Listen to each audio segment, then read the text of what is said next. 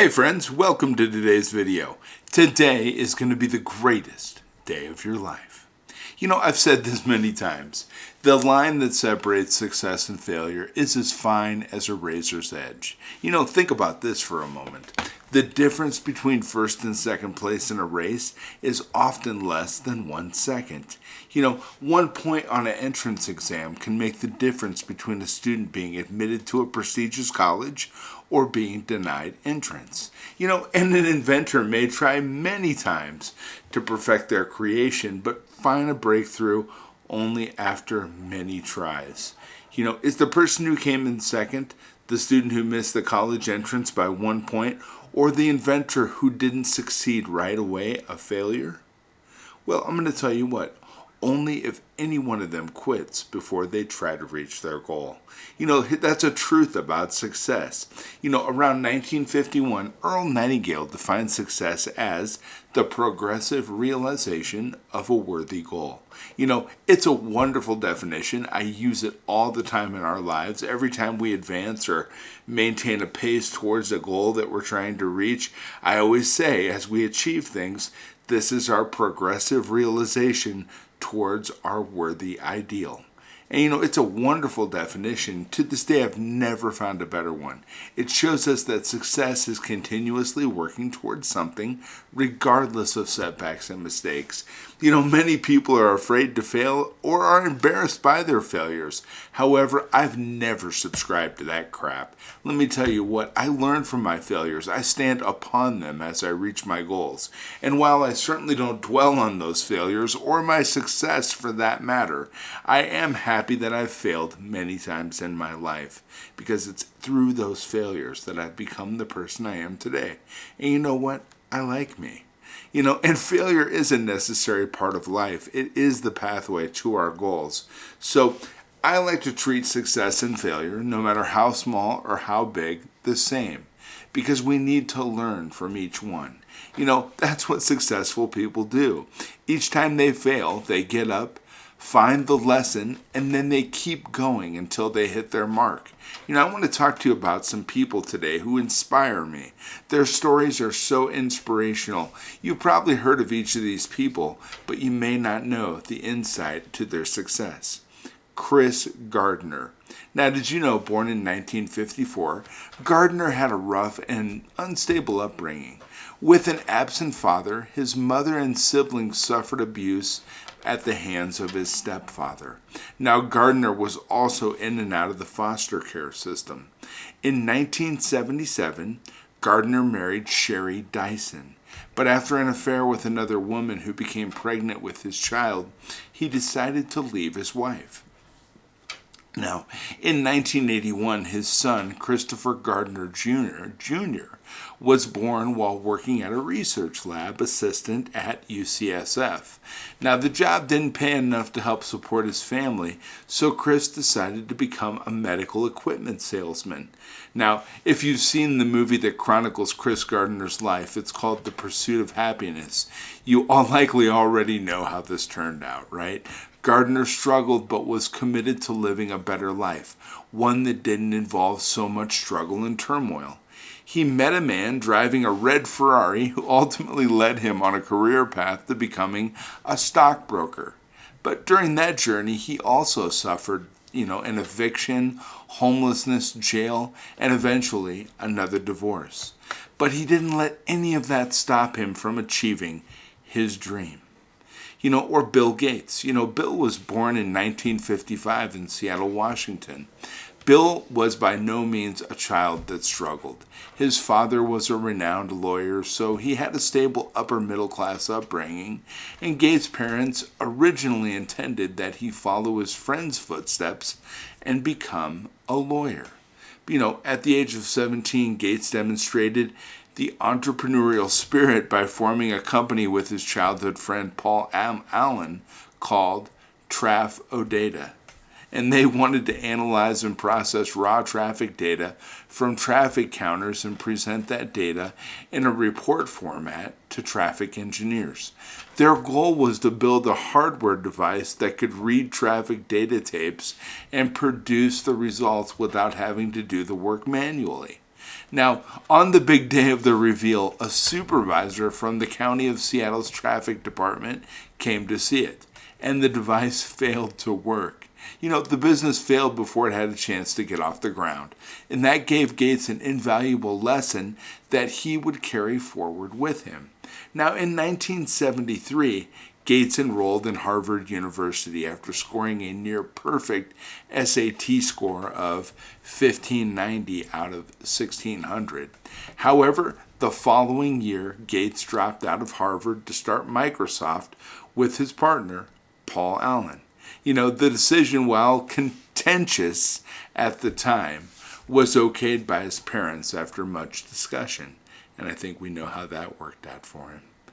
J.K. Rowling, we all know her, right? Born in 1965, J.K. Rowling grew up with a tumultuous childhood that included a difficult relationship with her father and dealing with the illness of her mother. In 1982, at the age of 17, she attempted to gain acceptance to Oxford University, but she was rejected. She ended up enrolling at the University of Exeter, where she received her Bachelor of Arts in French and the Classics. After graduating from the university, she moved to London to work for Amnesty International in 1986. From there, she moved to Manchester with her boyfriend. Then, in 1990, at the age of 25, while on a 4-hour delayed train ride, the idea of a young wizard popped into her mind. She later stated that the idea became fully formed and that all she needed was to flesh out the details. Now, J.K. Rowling moved to Portugal to teach English after that. She met a man, got married, got pregnant, and gave birth to her daughter, who was born in 1993. The relationship, unfortunately, was troubled, with reports of domestic abuse in the news, resulting in a separation and eventual divorce. Now, at the end of 1993, with only 3 chapters of Harry Potter completed, at the end of 1993, when she was 28 years old, she moved to Edinburgh to live with her sister. Now, at that point, she considered herself a major failure. Can you believe that? Where she is today, where she came. Think about that for yourself. You see, the past is no dictator of future success. It doesn't matter. Divorce, a hard upbringing as a child, it doesn't matter what's happened to you in the past. It matters if you've been hurt. I get that, and I don't want to minimize what's happened to people, but I want to just emphasize the fact, listen to these stories. These people didn't come from perfection, and they have some of the most incredible success in the world today. Think about that. Now, you know what? Here's the deal. She failed at just about everything she ever attempted to do in life. She was diagnosed with clinical depression and became suicidal. Now, 2 years later, in 1995, 5 years after the initial idea had come to her, she managed to finish the manuscript for Harry Potter and the Sorcerer's Stone. Now, she located an agent, but after 1 year of trying to get it published, all 12 major publishing houses had rejected her book. That's crazy. Think about that. Think of the success Harry Potter has today. Nobody wanted it up front. And I hear this time and time again. So when you get a dream, you move towards it. You don't listen to all the crap everybody else spews all over you.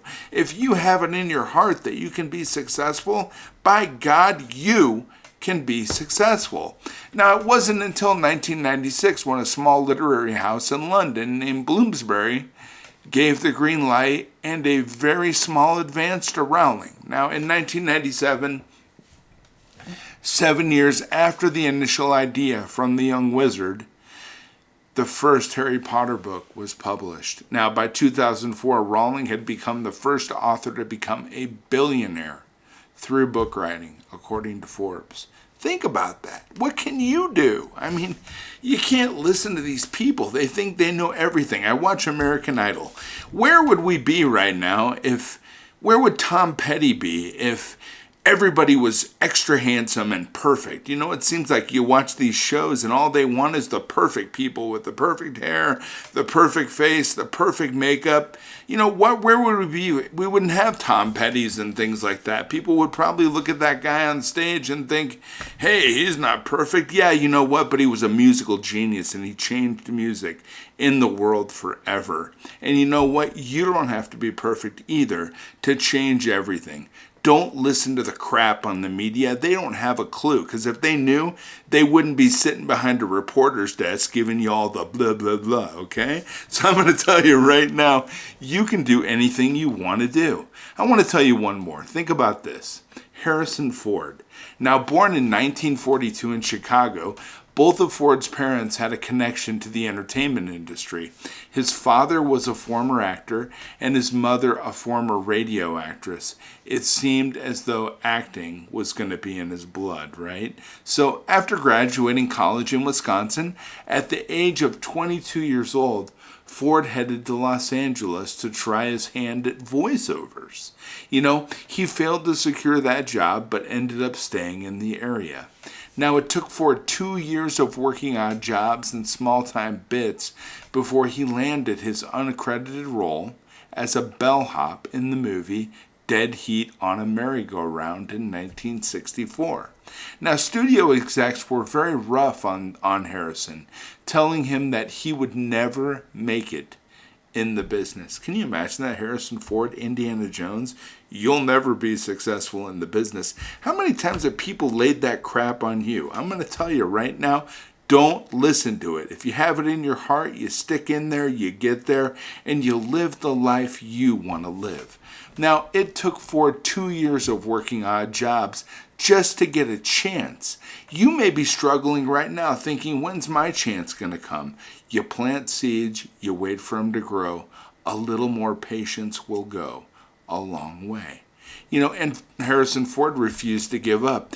It took him until 1973, or 9 years later, when he landed his breakthrough role in George Lucas's film, American Graffiti. It was that role in his relationship with Lucas that would help catapult him to stardom. Obviously, Lucas later cast him in Star Wars and Indiana Jones. Are you kidding me? You'll never be successful in movies? Hey, take that, because I'm telling you what, the guy stood up, got it done, he never quit, and I'm telling you right now, that is the primary key. Most people don't realize that, but that's the primary deal. Most people, when they have an idea or try to reach a goal, as soon as they get some roadblock or some jerk says, hey, you can't do this, you're not good enough, you're not going to be able to accomplish that, you know, that's not going to work out, they quit.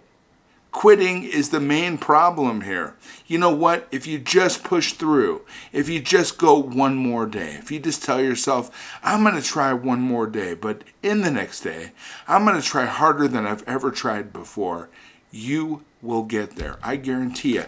You know what? I remember when I was 16 years old, I had the best doctors in the United States. They all came to my aid because we had a big lawsuit and they were all going to do their testimony and do all their testing. They told me I'd never walk again. You know what? I walk anywhere I want today. I walked out of the hospital. I don't know if you've ever read my story, 54 Steps, the Douglas Vandergraph story, but they told me I would never walk. They actually got me an electric wheelchair. I wasn't going to do anything. I had vocational rehabilitation people tell me that I was just going to work at a gas station and at the cash register, and that was the only job that I would ever be capable of doing. Now, that's an okay job. There's nothing wrong with that, and I'd be proud to have it if that was my goal and dream. But I had bigger goals and bigger dreams for myself. So later, after I sent that vocational rehabilitation therapist my Ivy League college degree, and now I live a pretty amazing life, I always think,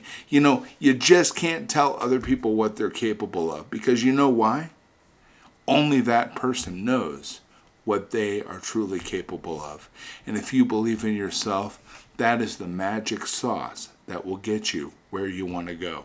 Don't listen to anybody. I'll stand up, walk out of this room right now. Well, I'm a limp, but so what? I move under my own direction and under my own my own, I just walk on my own. I guess I don't even know how to say this. We have treadmill. I walk every day. Love to walk. It's great exercise. It's good for you. I talk about walking in some of my videos, and I'm just rambling here. But what I want to talk about next is Oprah Winfrey. She was born in 1954 in Casico, Mississippi, to a teenage single mother. Now, she grew up in utter poverty for most of her childhood life, living with her grandmother during those years. When she was 6 years old, she moved in with her mother in Wisconsin, about the time her mother had another daughter, becoming Winfrey's half-sister. Now, during those early years, Winfrey was sexually molested by her cousin, her uncle, and a family friend. And at the age of 13, she ran away from home. At 14 years old, she was pregnant and gave birth prematurely to a baby that died shortly after birth. Now, when she was 17, she won a beauty pageant and interned at a radio station, and that created her love for the media. And eventually she landed a job after college as a news anchor in Nashville. Now, after college, she moved to Baltimore to co-anchor a news station, but was later removed by the producer for being unfit for television. Oprah Winfrey, have you ever seen her show? I mean, these people are constantly being told they can't do it, and they all are more successful than the people who told them they couldn't do it. Think about that. Who's telling you can't do it right now? Someday, you never know. You're going to be more successful than them. You're going to move forward. You're going to show the world, everybody who told you that you couldn't do it, you're going to show them that they were wrong. And you know what? In 1983, at the age of 29 years old, she relocated to Chicago and took over a fledgling show called AM Chicago, which ultimately became, yes it did, the Oprah Winfrey Show. And she became the highest ranked talk show in Chicago. Today she owns a successful television network called OWN. She's a multi-billionaire, and she is known and respected around the world. The reason I told you these stories today is because failure, as you can see, sometimes actually makes you better. And you know what? Don't be afraid to fail. Failure will improve your life. It allows you to grow and reach new understandings and epiphanies about your life, relationships, and any business that you may be involved with. And you know what? Sit down and reflect on the times you failed in your life and how you responded each time that you failed. That's important. But as you think about that, and just take a moment, think of a time when you failed and it kind of set you back, or a time when somebody told you couldn't do it. Did you quit? Or did you look at that opportunity as a chance to grow? What did you do next? That's where the story is written. Did you quit? Or did you just walk away? Because sometimes when people tell you can't do it, you don't need to convince them. You just need to show them. You walk away and you say to yourself in your mind, because you know what? You can hear yourself up here just as well as you could hear that crap over here when they were saying that stuff to you. And you know what? Don't judge yourself. Use the information that they've given you to raise your awareness, and that will set you forward in your way to respond to that. I'm going to tell you right now, if you do not learn to embrace failure, you will probably never enjoy tremendous success in your life. Use that crap that people give you when they say you can't as fuel for your fire.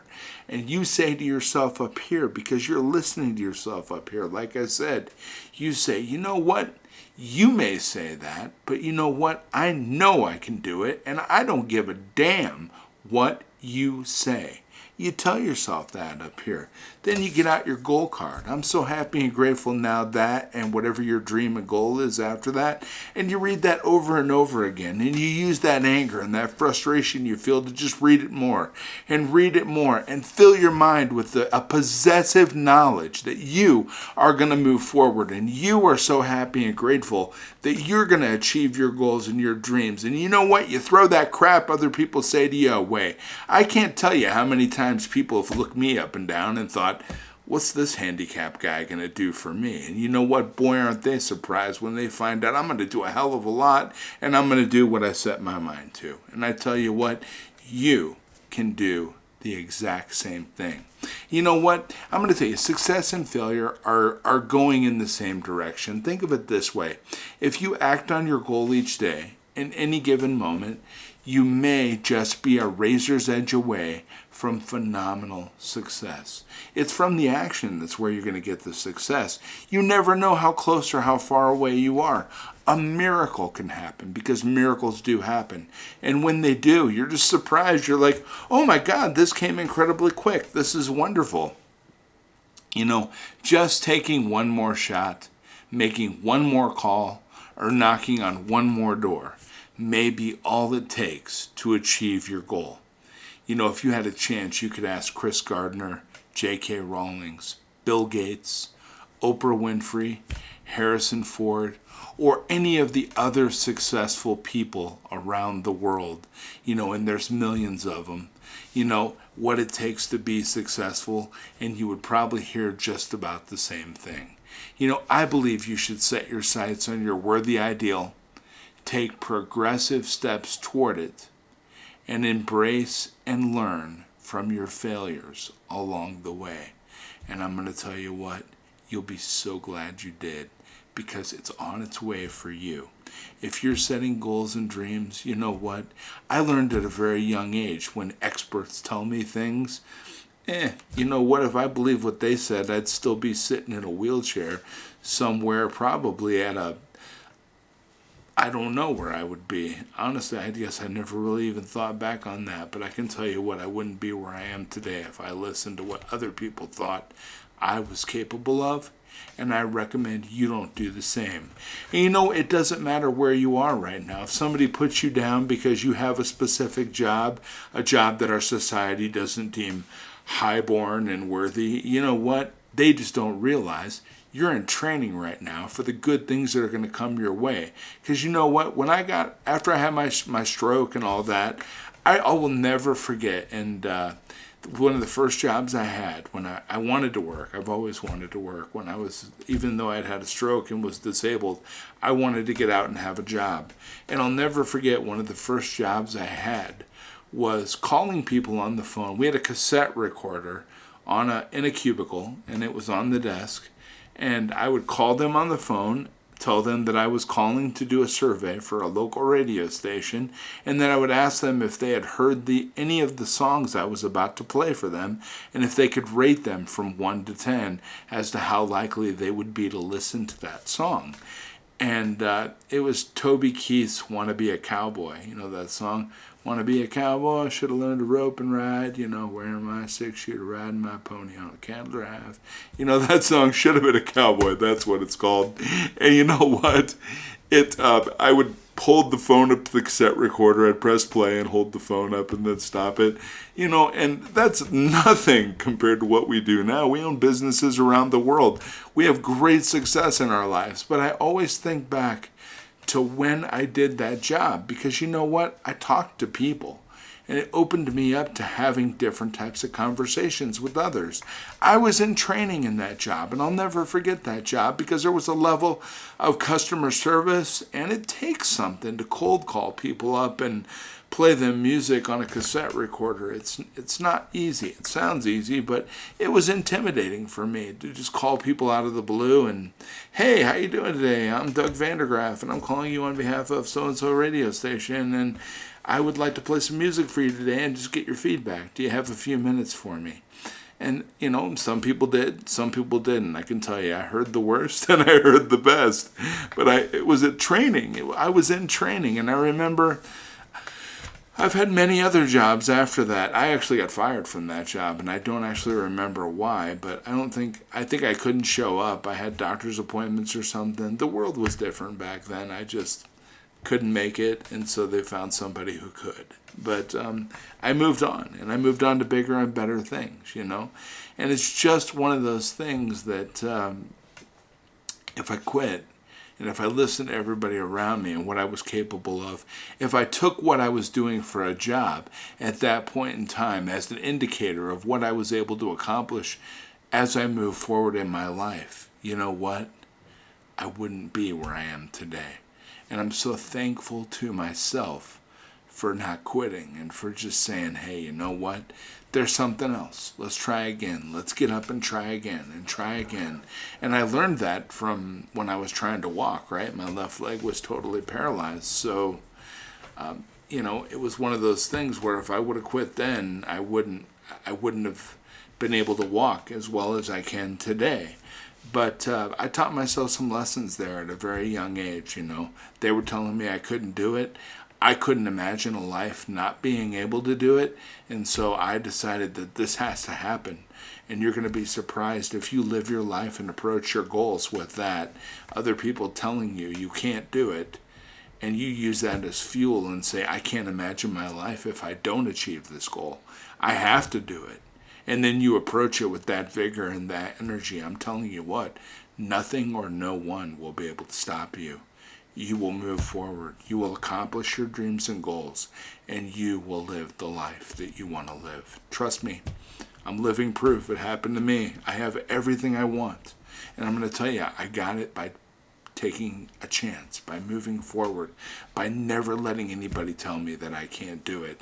I remember when I started this YouTube channel, everybody said, oh yeah, well, you're not going to be able. I used to wear tie t-shirts every day. Remember the tie t-shirts? I wore them every day, and people were like, I would tell people I'm on YouTube and I wear a different tie shirt every day, and they would look at me like I'm crazy. And I would tell them, well, one of my mentors is Fred Rogers, Mr. Rogers. I loved growing up how he helped people. I want to be that kind of person. I want to help people too. I have children. I'm a father. By doing these videos daily, my kids will have something to look back, and I will have left to them something that's worthy. Telling people they're good enough is worthy. Coming here every day and giving advice and helping people to think, that's worthy. If that's the only thing I ever do, I've lived a fulfilled life. But I haven't just done this. I've done a hell of a lot more. And I did it when people told me I couldn't do it. And you know why I did it? Because I believe in myself, and I know that there's more for me to do. And I'll come back tomorrow, and we'll keep this train running. And you know what? I believe you'll be here too. You're not going to stop. I won't stop as long as you don't stop. So let's keep moving forward together, okay? You show up tomorrow, I'll be here tomorrow. Because I care about you, I believe in you, and you know what? If anybody's worth it, and if anybody can do it, you can. Have a beautiful day, friends. Be back tomorrow.